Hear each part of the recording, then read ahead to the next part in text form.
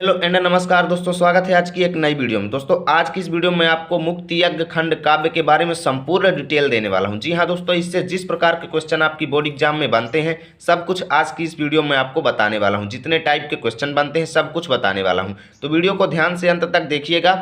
आज की इस वीडियो को देखने के बाद आपको मुक्ति यज्ञ खंड काव्य को रटने की जरूरत नहीं पड़ेगी, क्योंकि आज की वीडियो को देखने के बाद इसे खुद आप बना करके लिख पाएंगे। ठीक है, तो यहाँ पर देखो, मुक्ति यज्ञ खंड काव्य से दो टाइप के क्वेश्चन बनते हैं।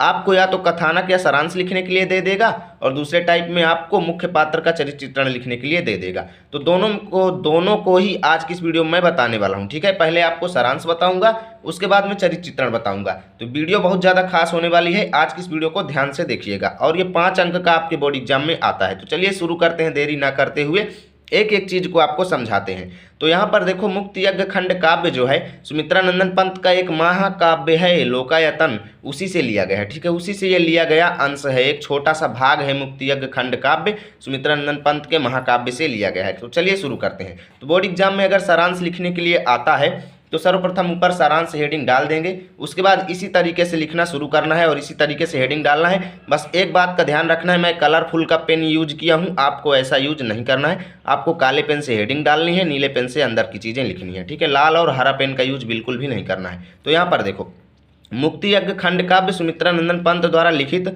लोकायतन महाकाव्य का एक भाग है। ठीक है, मुक्ति यज्ञ की कथा वस्तु इस प्रकार है। ठीक है, उसके बाद यहाँ पर देखो, पहली हेडिंग डाल देंगे नमक सत्याग्रह। गांधी जी साबरमती आश्रम से डांडी गांव पहुंचे और सागर तट पर नमक बनाकर नमक कानून तोड़ा। ठीक है, यहीं से सत्याग्रह आंदोलन प्रारंभ हुआ। सत्य के इस आंदोलन को देखकर सारा विश्व आश्चर्यचकित हो गया। तो यहाँ पर देखो, हमें 80 शब्द में लिखना है। ठीक है, 80 से ज़्यादा शब्द नहीं लिखेंगे, क्योंकि 5 नंबर का है, क्योंकि हमें सभी प्रश्न कवर करने हैं। तो 80 शब्द में मैं आपको अच्छे से बताने वाला हूँ। ठीक है, यहाँ पर देखो, दूसरी हेडिंग डालना है बहिष्कार। अंग्रेजों ने इस महान भारत नायक बापू को कारागार में बंद कर दिया। बापू ने कारागार से ही लोगों को संदेश दिया कि सभी लोग अंग्रेजी वस्तुओं का बहिष्कार कर दें। इसके परिणाम स्वरूप विदेशी वस्त्रों की होली जलाई गई और खादी का प्रयोग हुआ। ठीक है, ऐसे आपको बहिष्कार हेडिंग डाल करके लिखना है। उसके बाद तीसरी हेडिंग आपको डालना है हरिजनोद्धार, हरिजनों का उद्धार। ठीक है, कैसे लिखना है देखो, हरिजनोद्धार को लेकर बापू ने जेल में ही आमरण अनशन प्रारंभ कर दिया और अंत में बापू की जीत हुई। रविंद्रनाथ टैगोर ने आकर बापू के इस आंदोलन को तुड़वाया और इस प्रकार बापू ने छुआछूत के भेदभाव को मिटाने के लिए कदम उठाया और सफल हुए। ठीक है, इस हेडिंग में आपको इतना लिखना है।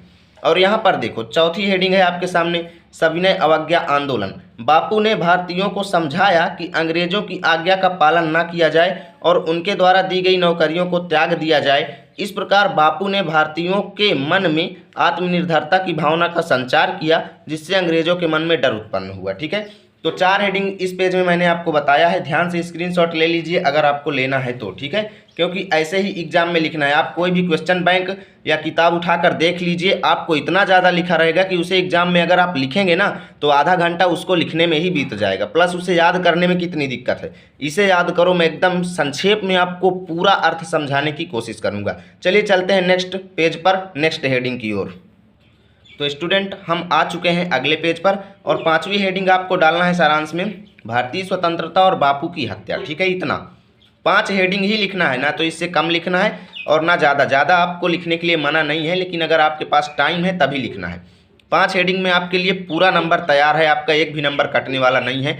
5 हेडिंग न्यूनतम मानी जाती है, 5 हेडिंग फिट होता है एकदम, ना कम ना ज़्यादा। ठीक है, 5 हेडिंग तक आपको पूरा सारांश लिखना है। देखिए, बापू के इस महान कृत्यों की वजह से भारत को आज़ादी प्राप्त हो गई और बापू भारतीय इतिहास के सुंदर पन्नों में अमर हो गए, जो आज प्रत्येक भारतीय को सच्चा, सत्यप्रिय एवं आत्मनिर्भर बनाने की प्रेरणा देता है। ठीक है, इतना आपको लिखना है सारांश में टोटली। ठीक है, इससे ज़्यादा सारांश बिल्कुल भी नहीं लिखना है, अगर आपके पास टाइम है तभी लिखिएगा। तो सारांश इस तरीके से लिखना है जो अभी तक आपको मैंने बताया। अब दूसरा टाइप का क्वेश्चन इससे बनता है चरित्र चित्रण का। अब चरित्र चित्रण का क्वेश्चन कैसे बनता है देखिए, चरित्र चित्रण तो रटना बिल्कुल भी नहीं है।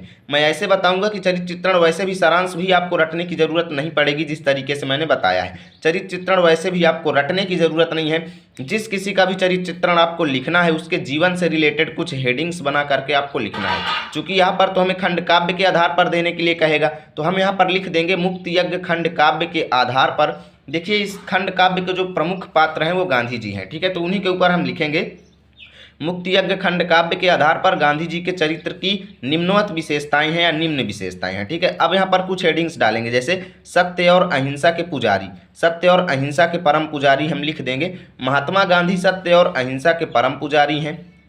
ठीक, एक लाइन तो इसी से रिलेटेड कर देंगे। उसके बाद सत्याग्रह आंदोलन उनके इस युग को इनके गुण को व्यक्त करता है। ठीक है, सत्याग्रह आंदोलन जो उन्होंने किया था उनके सत्य के प्रति पुजारी होने को ये व्यक्त करता है, जिसके बल पर उन्होंने आजीवन संघर्ष किया और अंत में जीत प्राप्त की। ठीक है, देखिए खंड काव्य से रिलेटेड कह रहा है तो बीच में एक दो इस प्रकार के पंक्तियों को जोड़ना हमारी लिखावट को प्लस हमारे मार्क्स को कटने से रोकता है। अगर हम इस तरीके के एक दो जो है ये पंक्तियां अगर हम लिखते हैं एग्जाम में तो एग्जामिनर हमारा एक भी नंबर काटने वाला नहीं है, क्योंकि ये खंड काव्य से ली गई पंक्तियां हैं जिन्हें आपको याद करना जरूरी है। ठीक है, ऐसे ही लिखना है। अगर आपको एग्जाम में इसमें डाउट होता है कोई तो इसे छोड़ दीजिए, जरूरी नहीं है कि आप इसी में परेशान हो जाएं और पूरा चरित्र चित्रण अच्छे से न कर पाएँ, ऐसा नहीं करना है। अगर भूल गए हैं तो कोई दिक्कत नहीं, बस इतना ही लिख दीजिए और थोड़ा बहुत बढ़ा चढ़ा करके लिख के छोड़ देंगे, जरूरी नहीं है इस श्लोक के चक्कर में पूरा हम अपना नंबर बर्बाद करें। ठीक है, फिर भी अगर याद है तो लिखना जरूर है। सत्य अहिंसा से वे सविनय,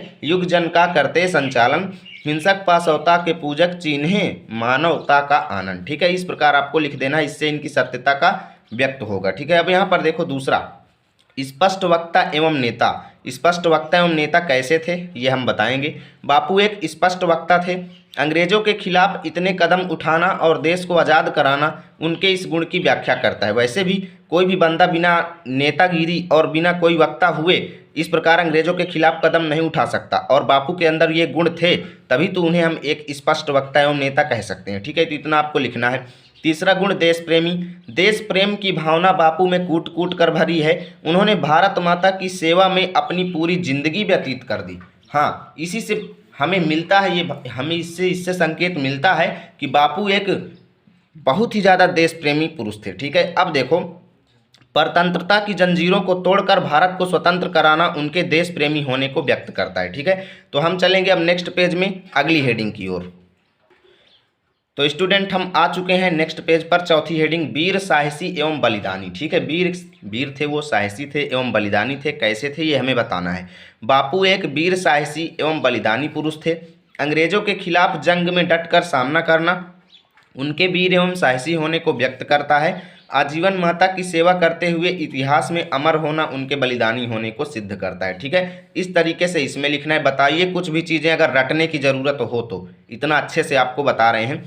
पांचवी हेडिंग है देखो निष्कर्ष। देखिए कोई भी चरित्र चित्रण लिखें तो लास्ट में निष्कर्ष हेडिंग जरूर डालें। ठीक है, निष्कर्ष हेडिंग में हम सभी हेडिंग्स की मूल चीज़ को यहाँ पर हम लिख देंगे। जैसे अभी तक हमने जितनी भी हेडिंग डाले उनका क्रमशः यहाँ पर लिख देंगे। इस प्रकार हम कह सकते हैं कि बापू एक कुशल राजनीतिज्ञ, सत्यवादी, देश प्रेमी, वीर साहसी होने के साथ साथ एक बलिदानी महापुरुष थे। ठीक है, इस तरीके से आपको लिख देना है।